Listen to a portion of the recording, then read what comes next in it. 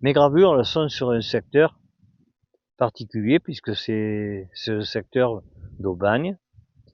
Mais il y a aussi dans le Garlaban beaucoup d'endroits que c'est secteur privé, où il y a les propriétaires. Donc, je vais vous parler du Garlaban, du rocher du Garlaban et de la croix. Et il y a en effet des propriétaires à qui appartiennent le rocher du Garlaban. Actuellement, vous avez deux familles, qui est la famille Portal et la famille Magnan. Ils sont copropriétaires de tout le rocher, y compris le secteur où il y a l'oratoire de Jean-Marie Vianney, le curé d'Ars. Tout ce secteur, ça appartient à ces deux familles. Alors, ils sont propriétaires, leurs ancêtres, depuis très très longtemps, puisque déjà au XVIIIe siècle, on a pu remonter l'histoire de leur famille. C'était des Louis de Barbarin de Marseille, c'était des nobles. Ils étaient marseillais et ils avaient leur secteur pour les vacances, le rocher du Garlaban, y compris dans le vallon du côté de Lascours. Ils avaient une propriété qu'ils avaient restaurée, qu'on appelle le château de Favari.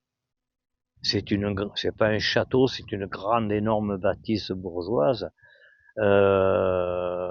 C'était en somme leur résidence secondaire pour les vacances. Alors Louis de Barbarin était des gens croyants, pratiquants, et il y avait dans la région, comme tout le monde le sait, il y avait beaucoup d'épidémies de peste et de choléra. Et lors d'une énième épidémie de peste, ils ont fait le vœu, ces braves gens ont fait le vœu que s'ils s'en sortaient avec leur famille indemne de l'épidémie, sur leur propre rocher du Garlaban, il faudrait construire une micro-chapelle. Alors quand on dit micro-chapelle, c'était vraiment de quoi faire rentrer un prêtre pour y faire une messe. C'était tout petit. Sans doute que le prêtre devait monter avec un âne. Et ils ont payé une rente au prêtre pour y faire la messe de temps en temps lors des anniversaires. Alors le Garlaban, la fête du Garlaban, c'est le 3 mai. Et puis il y a également pour le 24 juin pour la Saint-Jean. Donc pendant quelques années, ça a marché comme ça, le prêtre montait, il faisait la messe, il y avait toutes les familles qui venaient. Et puis il est arrivé la période de 1789, la Révolution. Et là, les révolutionnaires qui, eux, étaient loin d'être croyants et pratiquants, ils étaient contre la bourgeoisie et contre l'église, ils ont détruit la petite chapelle entièrement. C'était pas, ils n'ont pas eu grand mal puisqu'il n'y avait pas grand chose. Et les descendants, c'est-à-dire les Portal, les Magnans n'étaient pas encore écrits dans les archives, les Magnans ont fait faire une croix en bois. Elle a tenu une bonne cinquantaine d'années. Elle a été renouvelée une seconde fois.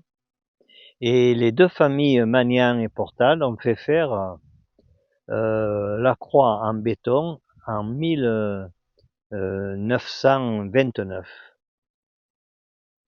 La croix en béton fait 4,50 m de haut, elle est en béton armé et elle est régulièrement foudroyée par la foudre lors des orages puisque c'est le seul point d'impact qu'attire la foudre puisque c'est du béton avec de la ferraille à l'intérieur.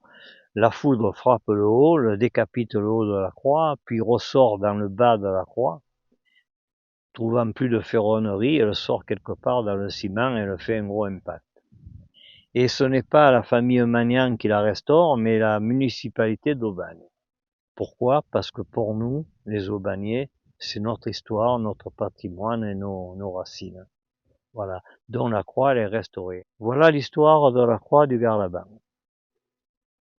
J'espère que vous vous souviendrez que c'est des propriétés privées, afin de respecter. Moi, je monte régulièrement avec ma pince pour ramasser les déchets, le sac plastique. Je nettoie tout le secteur autour de l'oratoire de Jean-Marie Vianney où les gens pique-niquent, et je monte à la croix et je ramasse quelques Kleenex qui traînent par-ci par-là.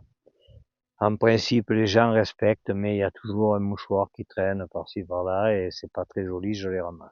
L'histoire veut que le 24 juin, pour la fête de la Saint-Jean, on faisait le feu en haut de la croix et on montait avec les danses arrière, c'est-à-dire le folklore provençal avec la farandole, les danseurs habillés avec le tambourinaille et le galoubet, et on faisait la fête autour du feu de la Saint-Jean. Voilà. La fête de Garlaban, c'est le 3 mai, et le 3 mai, il n'y a jamais personne dans le Garlaban, personne ne le sait.